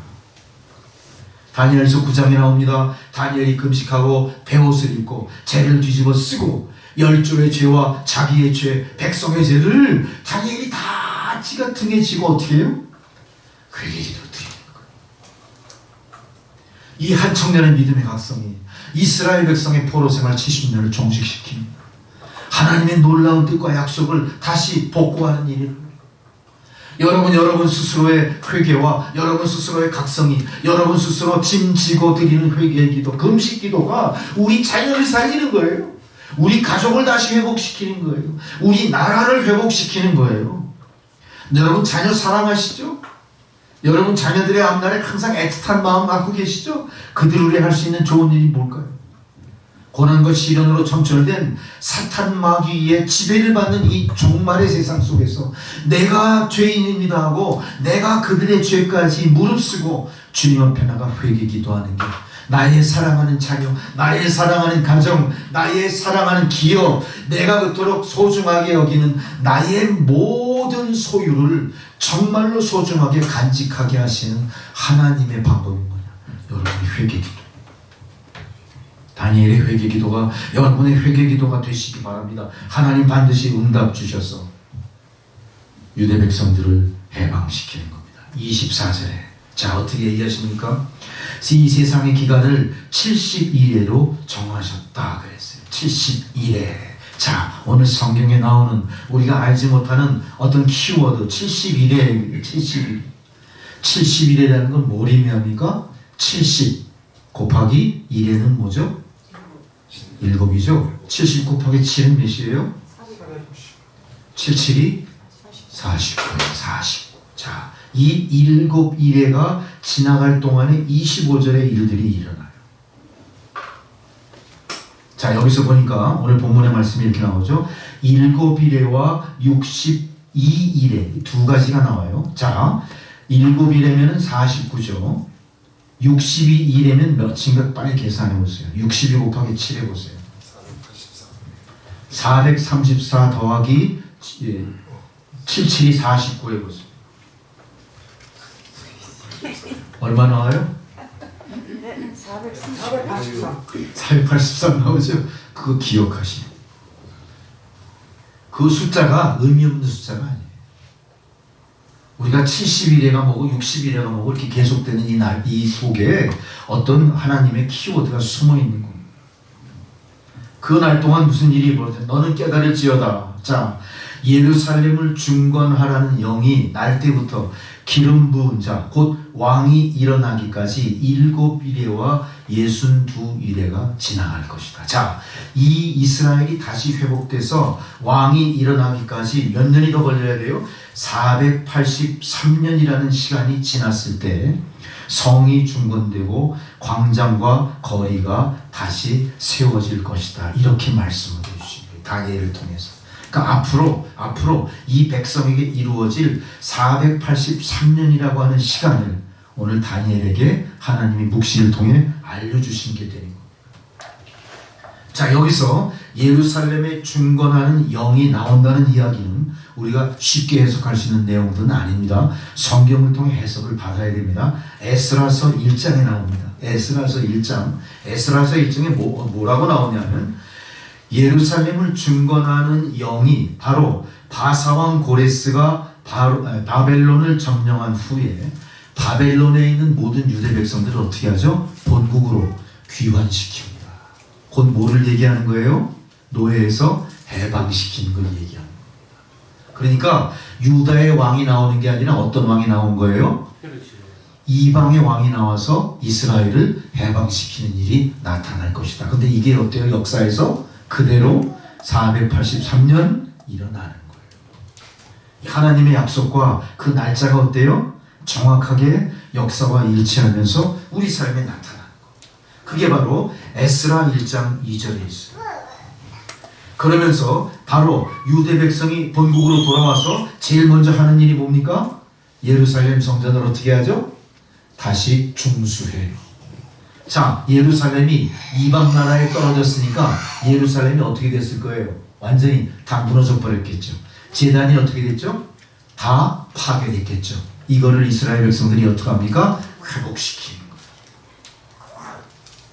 이것도 뭘 의미합니까? 자, 이스라엘 백성들이 다시 포로에서 돌아와 예루살렘 성전을 회복시키면서 기름 부은 자가 일어난다고 하는 것은 현실에서 나타나지 않습니다. 기름 부은 자가 일어나지 않아요. 뭘 얘기하는 걸까요? 예수님의 탄생을 얘기합니다. 구약의 성서는 철저히 누구 중심으로 써 있죠? 유대인들의 역사 중심의 구약의 기록입니다. 구약을 믿는 유대인들은 메시아를 인정합니까? 안 하고 있잖아요. 그러니까 기름 부은 종은 그들이 어때요? 그들 스스로가 거부한 꼴이 되는 거예요. 우리는 그렇지만 신약에 온 예수 그리스도를 믿는 우리들은 어때요? 그분이 바로 우리를 죄에서 구속하신 첫 번째 초림 예수라는 걸 알고 있지 않습니까? 그 초림 예수가 바로 성경에 예고한 기름 부음 받은 종, 기름 부음 받은 이 왕, 바로 예수가 우리의 구주이시다. 이걸 우리는 믿는 겁니다. 우리의 믿음은 그래서 483년이라는 시간과 기름 부음 받은 새 예루살렘의 왕 예수 그리스도의 초림과 일치되는 건데, 지금 유대인들은 이거를 부정하고 있고 우리는 그것을 믿으면서 다시 오실 예수님의 재림을 어떻게 합니까? 기다리고 있다. 이런. 두 번째로 우리는 그래서 기름 부음 받은 왕이 일어난다는 예수 그리스도의 탄생을 받아들인 거예요. 그래서 우리는 예수 그리스도의 탄생을 받아들인과 더불어 이제는 주님의 복음, 주님이 33년을 사시면서 우리에게 주신 신약의 말씀을 어떻게 하고 있죠? 계속 세상에 전하고 있지 않습니까? 유대인들은 예수를 구주로 영접하지 않고 부정하기 때문에 어때요? 신약을 선포하지 않습니다. 그들은 오직 뭐만 갖고 있죠? 모세오경과 구약의 내용만 역사로 받아들입니다. 자, 두 번째로 본문 26절에 보세요. 62일의 후, 62일에 434년 이후의 일들이 기록되어 있어요. 자, 보세요. 62일의 후 432년이 지난 후에 기름 부은 자가 끊어져 없어질 것이고 장차 한 왕이 와서 성읍과 성소를 무너뜨리려니와 그의 마지막은 홍수의 휩쓸림과 같다. 62일의 후에 기름 부은 자가 끊어질 것이다. 이건 뭐를 얘기할까요? 62일의 후 기름 부은 왕이 우리는 예수라고 인정했는데 예수님이 계속 살아계십니까? 어떻게 되시죠? 33살에 돌아가시잖아요. 그걸 얘기하는 겁니다. 자, 기름 부은 자가 끊어져 없어질 것이고 장차 또 다른 왕이 온다. 이 또 다른 왕이 누구냐? 누굴 것 같아요? 로마의 황제를 얘기하는 거죠. 자, 어떻게 됩니까? 기원 후 70년에 이스라엘이 완벽하게 사라져버리죠. 완벽하게 멸망당해버려요. 그 예수님이 돌아가시고 불과 37년 후에 어떻게 되죠? 마사다 요새에서 마지막 남은 한 명까지 완전하게 다 패망당하며 이스라엘이 세상에서 사라져버립니다. 그거를 이미 성경은 어떻게 예고하고 있죠? 자, 기름 부으는 자가 끊어지고 장차 한 왕이 백성으로 와서 성읍과 성소를 무너뜨리겠다 이 얘기하잖아요. 이게 뭡니까? 바로 로마에 복속돼서 완벽하게 지상에서 사라지는 이스라엘을 얘기합니다. 이제 우리는 주후 70년 로마의 군대가 이스라엘을 침략해서 완전히 모든 것을 패망시켰던 그 모든 것을 성경은 마지막 홍수에 휩쓸린 예루살렘으로 묘사하고 있는 거예요. 이 말씀대로 역사는 어떻게 기록합니까? AD 70년에 이스라엘이 멸망됐다고 얘기합니다. 그 당시 이스라엘 멸망은 어떤 정도예요? 돌 위에 돌 하나도 남김이 없이 완벽하게 무너져 내리는 모습. 특별히 솔로몬의 성전은 왜 그렇게 피폐해졌죠? 솔로몬의 성전은요, 벽돌과 벽돌 사이에 몰타르를 뭐로 했을까요? 순금으로 한 거예요. 순금 몰타르로 그 성전을 쌓았던 거예요. 그러니까 로마 병사들이 그 성벽을 무너뜨릴 때 뭘 했죠? 순금을 캐기 위해서 돌 하나도 다 정으로 쳤어요. 이게 하나님의 역사예요. 하나님의 역사는 한치의 오차도 없이 우리에게 그대로 다 보여주시는 겁니다. 이렇게 철저히 표명됐어요. 세 번째 27절 말씀입니다. 계속해서 이 70일의 예순두일에 대한 코드가 계속 우리 앞에 나타납니다. 27절 말씀 중에 70일 중에 69일에가 다 지나가고 남은 한 일해 동안의 사건입니다. 자, 69일에는 지나갔고 남은 한 일해 동안 7일 동안의 사건이라는 거예요. 자, 이렇게 기록되죠. 장차 많은 사람으로 더불어 한 일해 동안의 언약을 굳게 맺고, 이것은 곧 뭘 얘기하냐? 사라진 이스라엘의 독립을 다시 말씀해 주시는 거예요. 자, 보세요. AD 70년에 사라진 이스라엘이 반드시 독립한다. 이게 역사 속에 언제 독립이 이루어집니까? 언제 독립이 이루어지죠? 벤구리온 기억나시죠? 팔레스타인 땅에 뭐를 해요? 2차 대전 끝나고 연합국들이 이스라엘의 독립을 허락하죠? 1948년. 그 사이 2000년 동안 나라 없이 유리방어하던 이스라엘이 어떻게 됐어요? 성경이 말씀한 대로 드디어 다시 독립하게 돼요. 다시 독립하게 돼요. 그러니까 69일에가 다 지나가고 마지막 남은 한 일해 동안 곧 이스라엘의 독립과 재건이 이루어졌다. 그래서 여기서 일해는 7년을 이야기하는 게 아니라 상징적인 의미의 7년이에요. 이해하시죠? 하나님의 시간은 어때요? 하루가 1000년 같고 1000년이 하루 같다고 하는 하나님의 셈법이 있는 거예요. 하나님은 어떻게 하십니까? 한 일해로 남겨두신 7일 동안 뭘 하셨어요? 우리가 아는 역사의 시간 2000년 동안 이스라엘의 독립을 준비하셨대요. 이게 하나님 하시는 일이에요. 온 세상 2000년 동안 세상에 다 흩어져 있던 사람들을 어떻게 했죠? 편지를 써서 오라고 그래요? 밤송으로 모이라고 그래요? 인터넷으로 다 이메일 띄웠어요? 놀랍지 않습니까? 유럽 전 대륙에 흩어져 있던 이스라엘 백성들이 어디로 모여요? 팔레스타인 옛날 땅으로 다 모이는 거예요. 모여서 뭘 합니까? 나라의 독립을 선포하는 거예요. 그 독립을 선포하는 시점이 뭐예요? 성경에 약속된 그 연한이 채워지고 하는 거예요. 마태복음 24장 32절에 무화과 나무의 비유를 배우라. 그 가지가 연하여지고 잎사귀를 내면 여름이 가까운 줄 알리라. 너희들 이와 같이 모든 일을 보거든 인자가 가까이 온 줄 이룬 줄 알리라. 이 말씀이 바로 이스라엘의 독립이 임박했다는 것을 예고하셔서 하신 말씀이 되는 거죠. 여러분, 우리는 우리의 삶 가운데 이런 여러 가지 징조들에 대해서 우리는 믿음의 눈으로 바라보고 통찰하면서 준비하시는 여러분이 되셔야 합니다. 자, 그래서 여기서 우리가 또 하나 의문을 갖고 중요시해야 될 내용들이 있습니다. 자, 보세요. 이스라엘은 다시 독립이 됐어요. 이스라엘은 다시 독립이 됐어요. 그리고 그때부터 이 세상 기한 한 일해만 남아있다고 한 그 일해를 우리가 기억합니다. 그 생각을 합니다. 자, 이미 그러니까 제가 아까 설명할 때 약간 앞뒤를 바꿔 설명할 꼴이 됐는데, 바로 그 69일회가 다 지나가기 전에 이스라엘의 독립, 1948년에 독립이 이루어졌고, 그때 마지막으로 남아 있었던 한 일회, 7이라는 숫자죠. 그 7일의 동안에 무슨 일이 벌어질까? 우리는 그 7일의 동안을 기억해야 될 겁니다. 자, 이 7일의 동안에 우리는 바로 말세를 기억하는 거예요. 이제 이 7일에가 남아있다는 것은 곧 하나님이 예고하시는 대환란의 7년을 예고하는 게 아닌가? 이것이 누구의 견해예요? 성경을 연구하는 학자들과 신학자들의 그 연구 결과예요. 이게 그러면 나머지 69일의 뒤에 남아있던 한 일에 그 7이라는 의미가 우리에게 남아있는 7년 대환란을 이야기합니다. 이거는 마태복음 24장에 말세에 대해 교훈하시죠. 예수님께서 말세에 교훈하십니다. 큰 환난이 있겠습니다.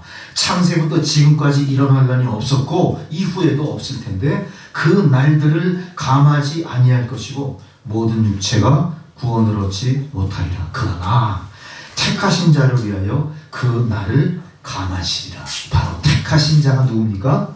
말세의 성도들을 얘기하는 거예요. 여러분들은 어떤 일이 있어도 이 말세의 성도에 어떻게 하셔야 돼요? 속하셔야 돼요. 그래서 우리가 몰몬교를 보면 몰몬교를 우리가 뭐라고 그러죠? 만일성도 예수 그리스도 그러죠? 바로 이 얘기예요. 7년 대환난 속에 따로 구원받을 성도를 얘기합니다. 우리는 그 숫자가 몇만 명인가 그런 거에 창념하지 않습니다. 어쨌든 이 반열에 7년 대환난 속에 우리가 하나님 배신하지 않고 끝까지 그거를 견뎌 승리하시는 여러분이 되시라는 얘기예요. 그래서 오늘 하나님께 예수께서 택하신 자들에게 바로 7년 대환난에 대해서 감해 주시겠다 이렇게 말씀하세요. 자, 이제 여기서 다시 다니엘서의 의문을 요한계시록으로 넘어가서 다시 풀어야 됩니다. 자, 그래서 아까 다니엘과 요한계시록 연결되어 있다고 말씀드렸죠. 요한계시록 11장에 나와요. 자, 11장에 뭐가 나오느냐? 성도가 받을 환난의 기간, 이 7년 대환난을 요한계시록에는 이렇게 이야기합니다. 자, 보세요. 3일 반 42달 1260일 이 의미를 한때, 두때, 반때라고 이렇게 표현했어요. 여기서 한때는 뭐냐? 어떤 어간을 얘기해요. 시작과 끝에 어떤 시간을 얘기해요. 어떤 동안. 근데 이거는 성경적인 연구, 하나님의 말씀을 해석할 때 올바른 판단은 뭐냐? 한때는 1년을 이야기합니다.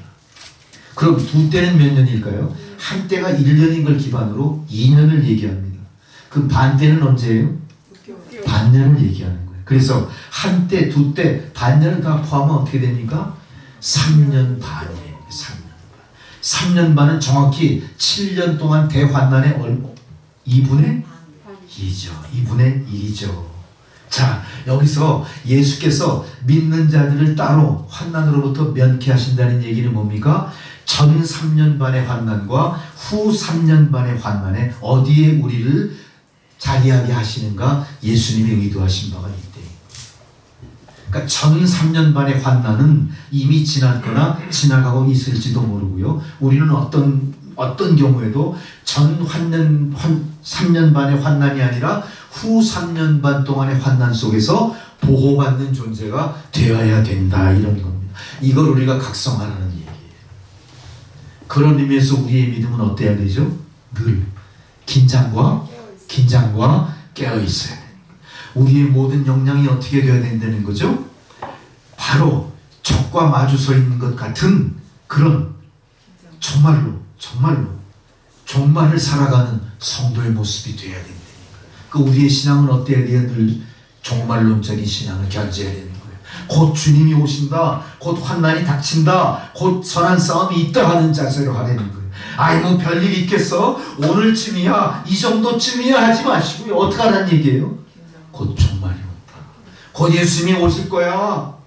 곧 이 세상 끝나. 이런 자세로 우리가 신앙생활을 할 때 주님이 어떻게 하신다는 거예요? 7년 환난에 후 3년 반 환난 속에 우리를 돌봐주실 거다. 우리는 어떻게든 그 안에 들어가야 돼. 요한계시록 11장 8절에 말세의 교회가 받는 환난을 영적으로 이렇게 표현해놨어요. 그 3년 반 환난 속에 교회와 그 모습을 어떻게 표현해요? 소돔이라고 표현해요.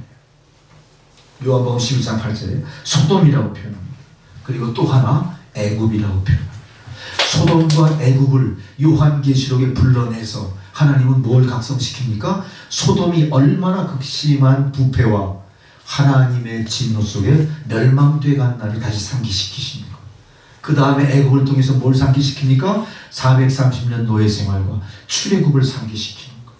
그리고 세상의 중심에 하나님이 아니라 파라오가 있었다는 그 역사, 우상 숭배의 하이라이트를 우리에게 보여주시는 것.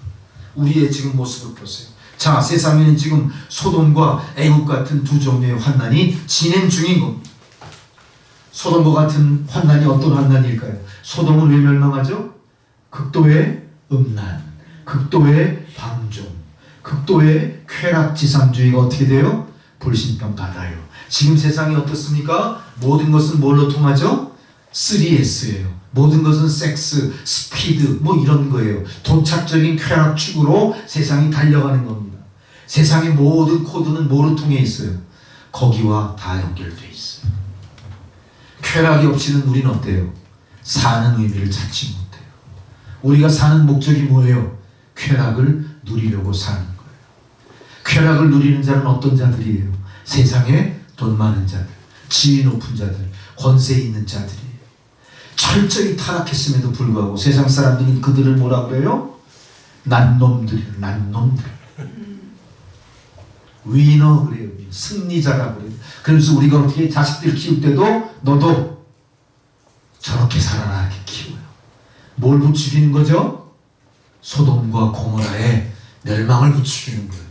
지금 뭘 경계하세요? 이 세상이 너희가 환난받는 것은 소돔의 불심판과 똑같은 거야. 그걸 경고하시. 오늘 자유신영은 어떻습니까? 너무나 타락해요. 너무나 많은 종교의 자유가 보장되어 있는 반면 그거를 빙자해서 어떻게 합니까? 하나님을 죽었다고 하질 않나. 하나님 위에 다른 신을 엄청나게 섬기는 그런 놀라운 풍조가 지금 세상에 가득합니다. 지금 예수 믿는다고 그러면 무시해요. 대신 뭘 믿어야 뛰어난 사람들이고 시대를 앞서가는 사람들이에요? 포스트 모더니즘 사회에서는 종교가 뭐라고 그랬죠? 진열장 위에 있는 소비재처럼 취급돼요. 내가 원하는 대로 선택하고 써먹을 대로 써먹다가 어떡하죠? 빈 깡통이 되면 쓰레기통에 던져버리는 게 종교라는 거예요. 자판기에서 물건 뽑듯이 종교를 뽑아내요. 그러니 이 세상이 어떤 세상이에요? 타락할 대로 타락한 세상이 돼버린 겁니다. 이제 아마 말세에는 어떻게 될까요? 지금 교회가 당하는 이 모든 문제들이 점점 더 커지겠죠? 지금 교회가 세상에 대해서 찍소리도 못합니다. 동성애 문제 지금 이야기합니까?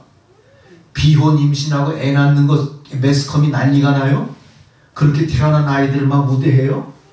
자, 세상은 아무것도 해결해내지 못하면서 엉뚱한 방법을 통해서 이것이 인간 지성의 하이라이트야, 에센스야, 그럼 자랑하죠? 그러면서 대신 뭐합니까? 하나님의 창조의 정면으로 도전하는 거예요. 이거 하나님 가만히 두실까요?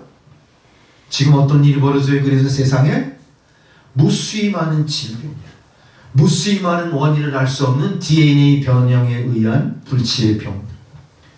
여러분 지금 얼마나 많은 아이들이, 얼마나 많은 젊은이 청소년들이 안타깝고 억울하게 투병하고 죽어가는지 몰라요. 그 일이 다 어떻게 해서 벌어진 거예요? 하나님의 창조의 질서가 어긋남으로 인해 벌어집니다.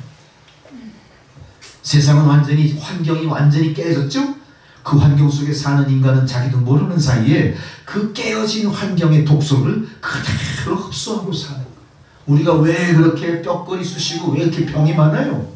옛날에 우리 어르신들은 그거 안 했어요. 할머니 할아버지들이 맨마시기 논농사 다 짓고요, 허리는 굽었을지 몰라도 당당하게 사셨어요.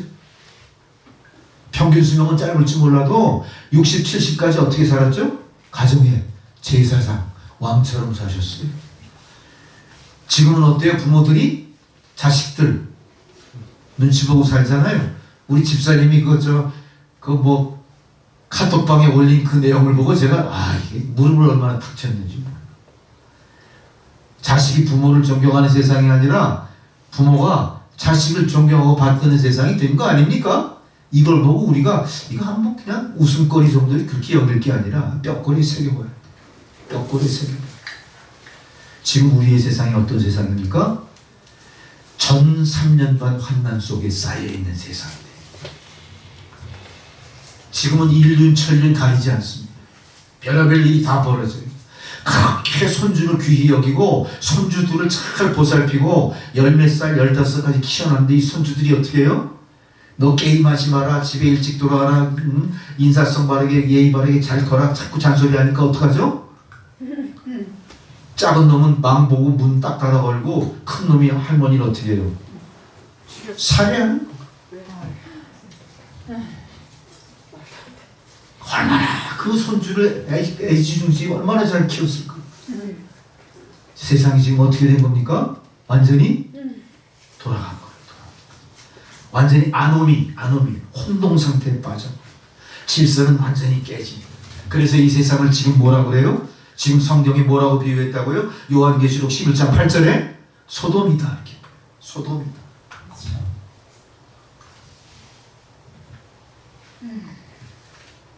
교회는 지금 동성애 문제, 지금 우리가 당하는 코로나19 사태 이후의 세상에 대해서 뭐를 준비하고 어떤 이야기를 해야 될지, 우리가 어떤 이념으로 이런 현재 세상 풍조에 대비해 나가야 될지에 대해서 아무 대안이 없어요. 여러분, 동성끼리 결혼하는 거 그게 마땅한 일입니까? 동성끼리 결혼해서 아기를 키우고 싶을 때 어떻게 하죠? 입양하는 거, 입양. 아기 만드는 공장에 나오지 않으라는 버릇이 없어요. 아기 만드는 공장 생각나십니까? 생각해 보세요. 아기 만드는 공장, 우리가 기계에다 사람을 만든다는 얘기가 아기를 사급하는 겁니다. 아기가 태어나면 어떡하죠? 입양기관으로 보내고 일정한 도수를 보상받는 거예요. 위로금같이. 그게 곧 뭐예요? 형식만 다를 뿐이지 아기 만드는 공장과 뭐 다르게 있겠습니까? 세상이 우리가 상상하던 이런 어처구니없는 일들이 지금 어떻게 돼요? 실제로 벌어지고 있다. 교회는 아무것도 할 수 없다. 환난이 점점 커지면서 우리가 말세를 지나가고 있다는 걸 알 수가 있습니다. 자, 이렇게 전 3년 반의 환난이 끝날 때 예수님은 다시 오시겠다고 얘기하십니다. 그래서 우리는 우리가 사는 이 시대가 바로 환난 당하는 세상이다. 이런 거를 각성할 수가 있는 거예요. 자, 데살로니가전서 4장 16절에 이렇게 얘기하죠. 주께서 호령과 천사장의 나팔소리와 함께 세상 나팔소리로 친히 하늘로부터 강림하시리라. 그리스도 안에서 먼저 죽은 자들이 일어나고 그 후에 살아있는 자들도 그들과 함께 구름 속으로 끌어올려 휴거돼서 공중에서 주를 영접하게 하시리라. 성경에 기록된 이 환상이 아니라 우리에게 온 이 말, 예수님의 재림을 이야기하고 있습니다. 이제 구원받은 모든 성도들은 다 떠올려 휴거돼서 공중에서 주님을 만날 것입니다. 곧 공중에서 주님과 혼인잔치를 이루게 됩니다. 우리가 이렇게 공중에 휴거되고 다시 오시는 재림 예수를 만나 혼인잔치를 벌일 때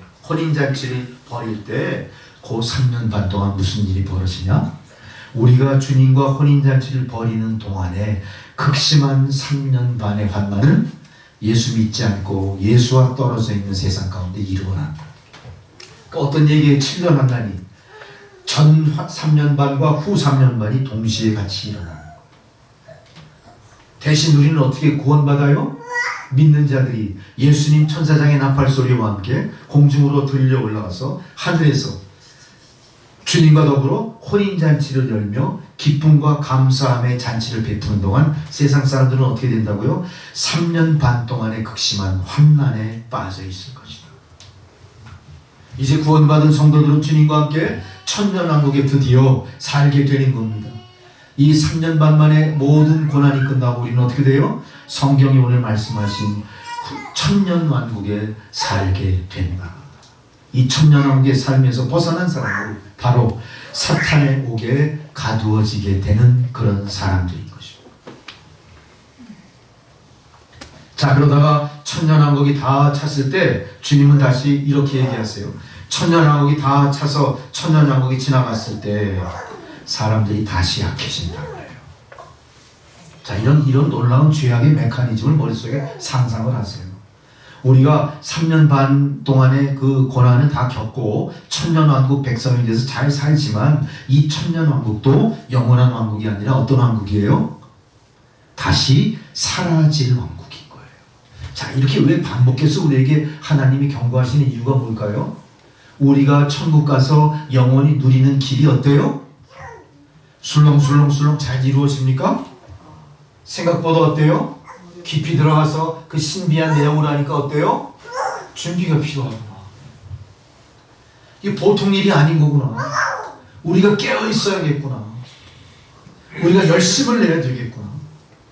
우리가 어떻게든 구원받는 성도, 천국으로 들어가기 위해서는 우리가 나태해서는 안 돼요. 영원히 살게 되는 천국은 그만큼 많은 대가를 지불해야 될 뿐만 아니라 그 많은 대가를 지불해야 될 이유가 어디에 있어요? 우리의 타락으로 인한 것을 알았어요. 여러분, 그래서 우리가 천년왕국을 지나 또다시 무너지는 세상을 보고 절망할 게 아니라 어떻게 해야 돼요? 내 탓이다. 다니엘처럼 어떻게 해야 됩니까? 주여, 내 죄를 용서하옵소서. 마지막까지 우리는 하나님의 인자와 자비에 의탁합니다. 그래서 계시록 20장 7절에서 10절까지의 말씀처럼 우리가 영원히 천국 백성으로 살게 되기까지 우리는 우리의 믿음을 어떻게 합니까? 스스로 매우쳐 말씀에 복종시키셔야 돼요. 오늘 말씀을 통해서 우리는 깊은 진리에 이르지는 못할지도 모르지만 말씀에서 이야기하는 여러 가지 비밀스럽고 신비한 것에 대해서 어떻게 했죠? 이해가 열리기 시작했죠? 오늘 그걸 붙드십시오. 그리고 하나님의 말씀은 일점 유력도 변함이 없이 반드시 이루어진다는 것을 깨달아 아시고요. 성경에서 이야기하는 때, 성경에서 이야기하는 시점, 이런 거에 대해서 우리는 깊이 그거를 통찰하기 위해서 어떻게 해야 됩니까? 하나님의 지혜를 구하셔야 되는 거예요.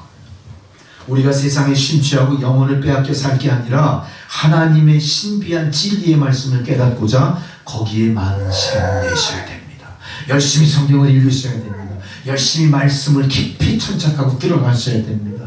그리고 말씀과 더불어 여러분 사셔야 됩니다. 이제 주님의 재림의 때가 가까이 다가오고 있습니다. 느끼셨죠? 가까이 다가오고 있습니다. 우리 어떻게 해야 될까요? 베드로후서 3장 14절에 이렇게 얘기합니다. 사랑하는 자들아, 너희가 이것을 바라보나니 주 앞에서 점도 없고 흠도 없이 평강 가운데 나타나기를 힘쓰라.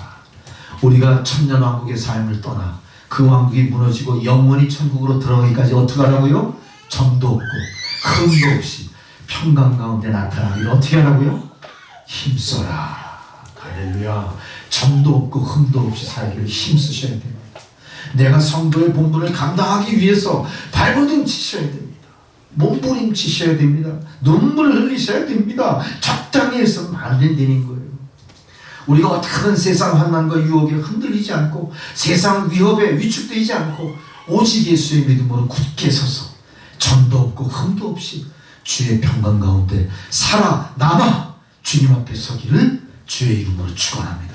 우리 모두가 그렇게 되셔야 됩니다. 오늘 그 영광을 누리는 저와 여러분 되시기를 주의 이름으로 축원합니다. 주여, 주의 백성들 점도 없고 흠도 없이 주님 다시 세상에 오실 때 주 앞에 설 수 있도록 도와주시옵소서. 큰 믿음을 허락하여 주옵소서. 예수님의 이름으로 기도드렸습니다. 아멘. 찬송가 220장 봉헌송으로 드리시겠습니다.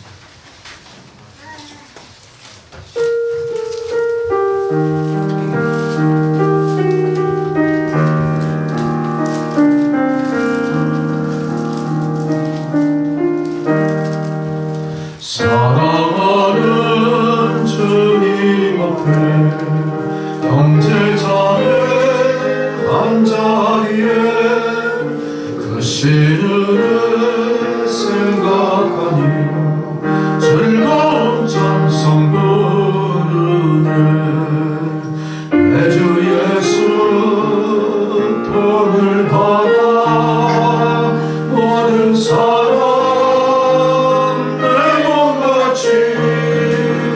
완난 근심 위로하고 진심으로 사랑하세. 사랑하는 주님 앞에 온갖 충성 다 바쳐서 괴로우나 즐거우나 주님만 힘써 섬기네. 우리 주님 거룩한 손 제자들의 발을 씻어 나 섬기는 정의 도를 몸소 해내보이셨네. 사랑하는 주님의 수 가진 저 섬기나니 한 피바다 한 몸이루 형제여 친구들이여 한 몸같이 친밀하고 마음으로 하나여 우리 주님 크신 뜻을 지성으로 준행하세. 주여, 주의 거룩한 손으로 고난과 시련으로 점철된 이 어두운 세상 가운데서 우리를 주의 백성 삼으시고 주의 제자 삼으시고 고난과 시련을 극복할 수 있는 큰 믿음 주심에 감사를 드립니다. 오늘도 귀한 말씀을 통하여 우리의 믿음의 길을 스스로 뒤돌아보며 각성하고 이 말세의 지마를 살아가는 성도의 모습을 회복하기 위하여 깊이 말씀을 통찰한 주의 백성들 한 사람 한 사람 주님의 은혜로 그들의 삶이 회복되고 주님의 놀라우신 믿음의 백성으로 나아갈 수 있는 그런 계기가 되게 하옵소서. 오늘도 감사한 주의 백성들 거저 주님 전에 나오기보다 하나님 베푸신 은혜를 성별하여 귀한 예물 주님께 드렸사오니 주님 기뻐 받아주시고 이 물질이 쓰이는 곳에 하나님의 나라가 확장되게 하옵소서. 고난과 시련으로 점철된 이 고난의 세상 주의 백성들의 삶을 감찰하시고 도우시고 일으켜 세우셔서 하나님 주시는 축복을 세상에 널리 전하고 유통하는 축복의 중심된 성도들의 삶이 되도록 역사하옵소서. 감사드리오며 예수님의 이름으로 기도드렸습니다. 아멘. 주님, 우리는 천년왕국을 살 뿐만 아니라 영생의 길을 예비하는 백성이 다시 한번 오늘 각성했습니다. 더욱더 말씀과 또 신앙생활에 또 가까이 다가가신 여러분 되시기 바랍니다. 교회에 소식으로는 우리 김태희 집사님이 수술을 잘 마치셔서 지금 회복하고 계십니다. 아마 잘 회복하셔서 빠른 시일 내에 우리 성전에서 같이 예배드리기 바랍니다. 또 오늘은 특별히 우리 어머니들 두 분 예배에 참석하셔서 또 자리를 빛내주셨고 함께 하나님 말씀 나누고 너무 감사드립니다. 말씀을 통해 더욱더 강건해지시고 놀라운 주의 은혜 신비함을 체험하시고 이제는 세상에 나가 담대하게 종말과 하나님의 구원을 선포하시는 여러분 되시기를 주의 이름으로 축원합니다. 축도로서 예배 마치겠습니다.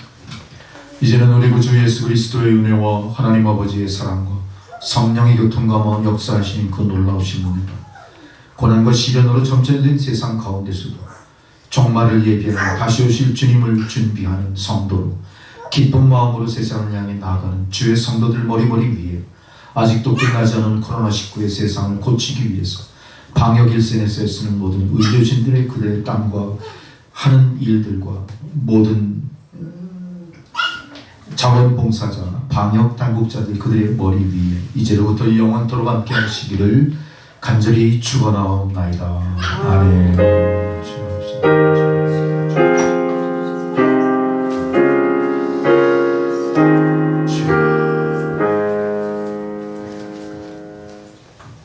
감사합니다. 예배도 마쳤습니다.